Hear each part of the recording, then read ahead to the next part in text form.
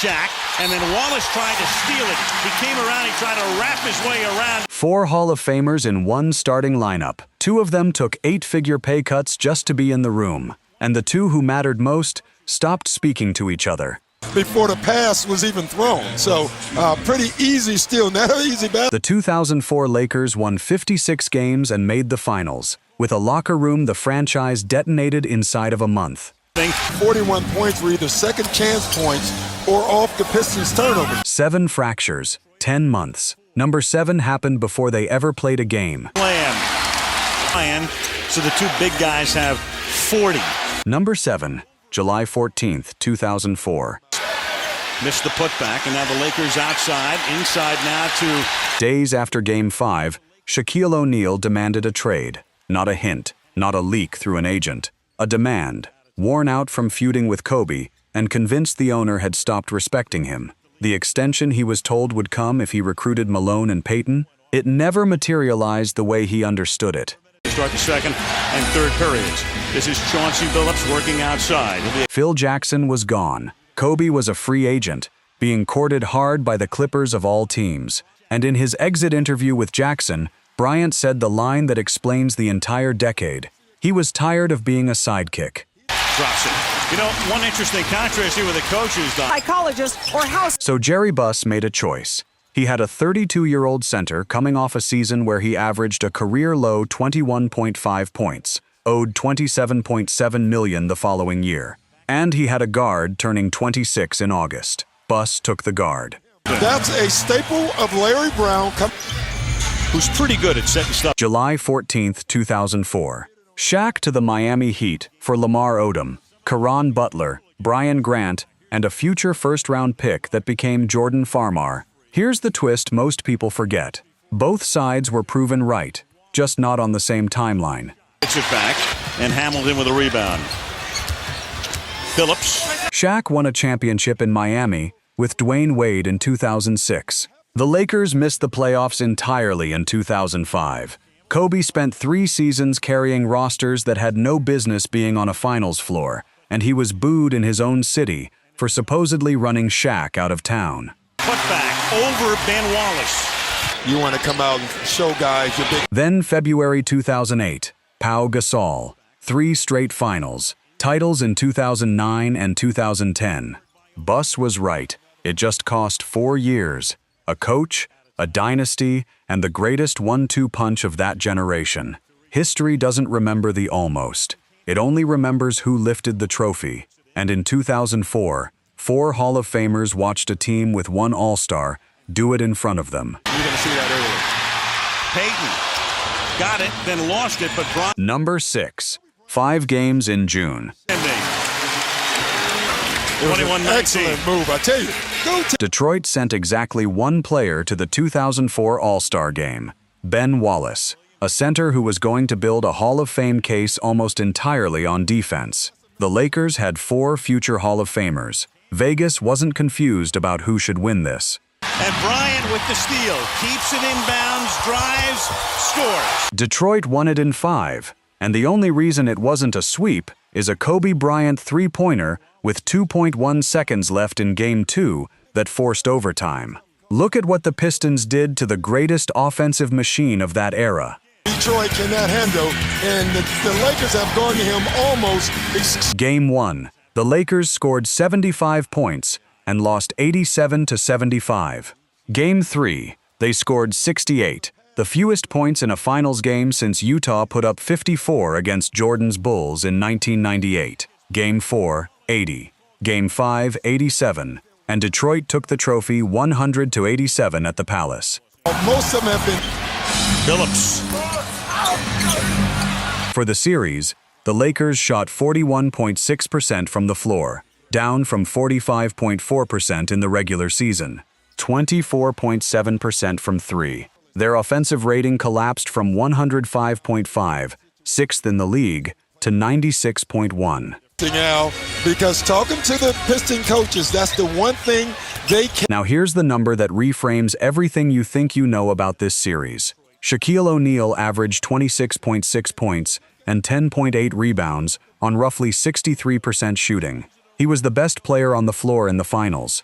In Game 4, he put up 36 points and 20 rebounds, a throwback masterpiece. And the Lakers still lost by 8, because Kobe went 8 for 25.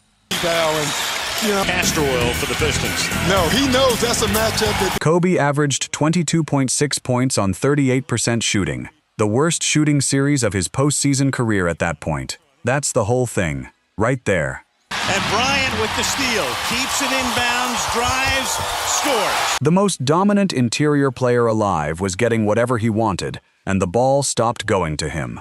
Chauncey Billups walked out of that series with the Finals MVP trophy, and Detroit won its first title in 14 years. Talent doesn't lose to talent in this league. Talent loses to trust, and there was none left in that huddle. Or hit in the face. As of Hamilton, he still can't get position. Number 5. The season Kobe spent in the air. And Malone and Payton still haven't scored. well, you knew coming into this series that there 5 times that season, Kobe Bryant sat in a courtroom in Eagle, Colorado during the day and played an NBA game that night. Not 5 times total across the case. 5 times where the flight and the tip-off happened inside the same 24 hours. Private jet from a felony hearing to an arena. Walking into the locker room barely an hour before warm-ups. row. Payton into Malone. And the basketball he played on those days was some of the most unnerving of his life. 31 points against Houston in the first round, 42 against San Antonio in the second. He'd show up drained. Teammates said he needed fluids at halftime one night, and then go supernova. Karl Malone said those long days seemed to get him more focused, not less. 8 points now, 28 of the Lakers' 37 points from the two big guys. If you want the single image that defines that year, it's April 14th, 2004, in Portland. Final game of the regular season, division title, and the 2 seed on the line. Down 3 in the closing seconds, Kobe pump fakes Ruben Patterson, gets nothing, leans right, and throws up a 3 that has no business going in. It goes in. Seemed to me as Payton steals it and he has Kobe out in front. And the Double overtime, 1 second left, Lakers down 2. He catches it above the arc, turns, and buries another one. Lakers win 105 to 104. will take it there anyway. They could have taken the clock down to about 2, but Kobe saw the open. Here's what nobody talks about. That January, right in the middle of all of it, Phil Jackson went to general manager Mitch Kupchak and told him he'd had it with Kobe. He said he wouldn't coach the team again if Bryant was still on it. He wanted him traded. Ticking down to a minute. Williamson. In his book the following year, he used one word to describe him: uncoachable. And it wasn't one-sided. In February, right before the All-Star break, the Lakers pulled Jackson's contract extension off the table. Reporters asked Kobe how he felt about his coach maybe leaving. 3 words: I don't care. row. Payton into Malone. For the record, the criminal case was dismissed in September 2004 after the accuser declined to testify, and a separate civil suit was settled out of court. But by then, the damage inside that locker room was permanent. Wallace can do for you. Foul. Coach and star wanted each other gone. Star and center weren't speaking, and they were about to walk into the finals as heavy favorites. You already know how this ends if you're a real one, but I promise you don't know how ugly the numbers were. Stolen by Detroit. Here's Billups. He goes all the way and then Number 4. The mailman's knee. in Game 6.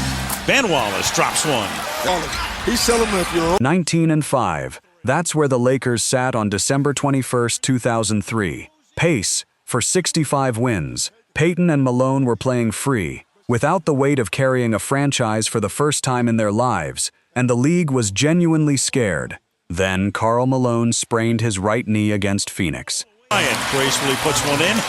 At home in the playoffs, 9-0, but they've had some. Understand what that meant for this specific man. Before that night, Malone had appeared in all but 10 of a possible 1,444 games in his career, 18 seasons. He was, by any reasonable measure, the most durable superstar the sport had ever produced. He missed the next 39 games. And that's the 3rd time the Pistons have tried to go for a steal. Without him, the Lakers went 22-17, barely above .500 with Shaq, Kobe, and Payton on the floor. When he came back, they closed the year 14-4. That's the whole story of the regular season in 2 numbers. O'Neal, slam dunk.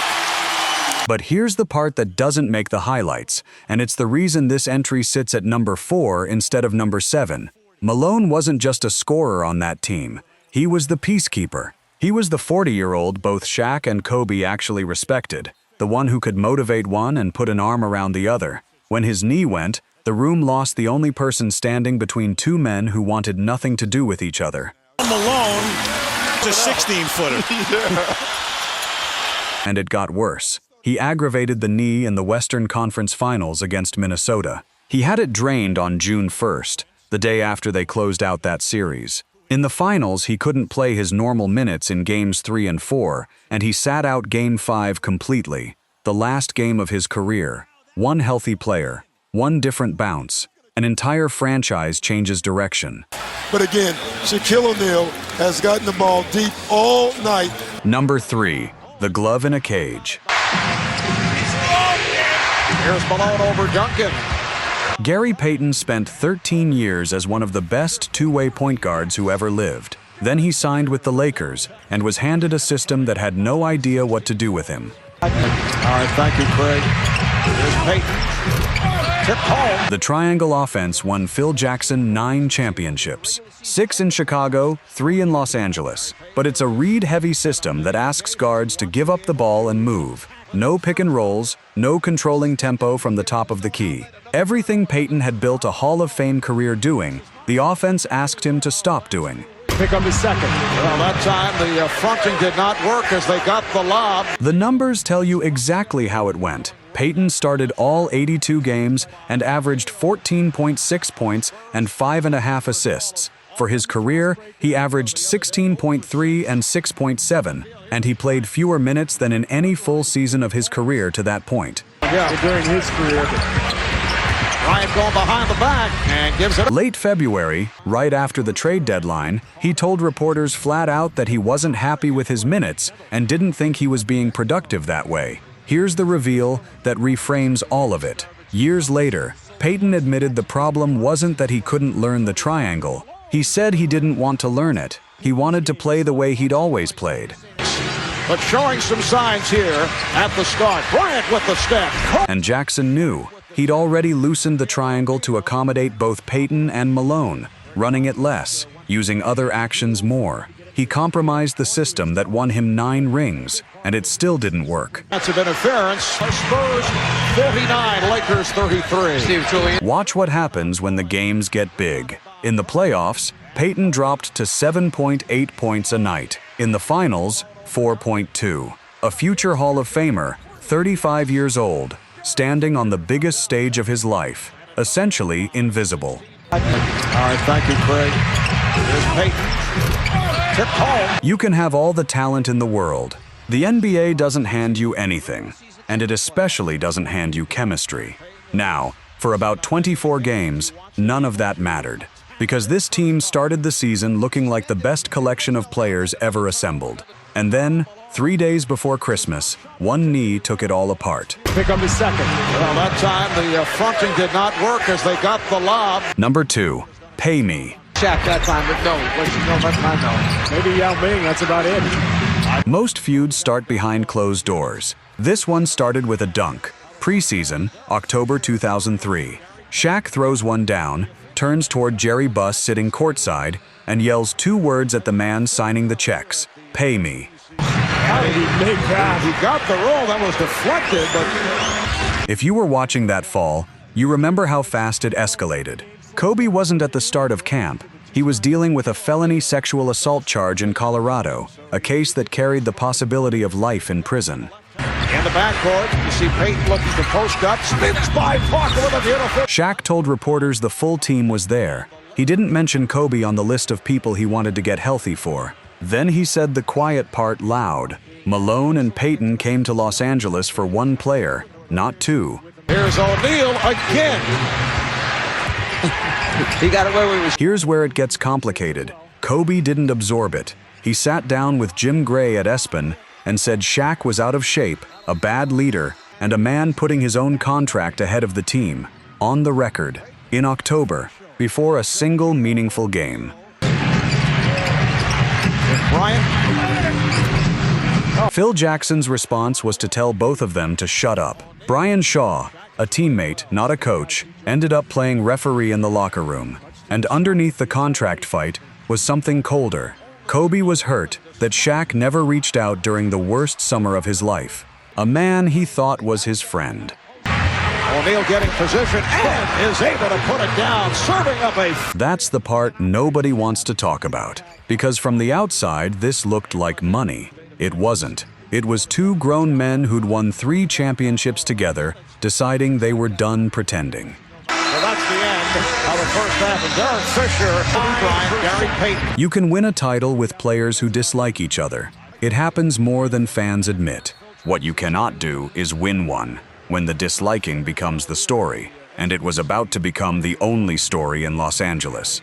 Break points, and all of a sudden the game slows down. What do? They throw it to the 2-time MVP. But while those two were burning the building down, the Lakers had a third problem. A Hall of Fame point guard who'd just given up $7 million, standing in the corner of the floor, being told not to dribble. In the backcourt, you see Payton looking to post up, spins by Parker with a beautiful... Number 1. The summer of the pay cut. Simply intense, guys.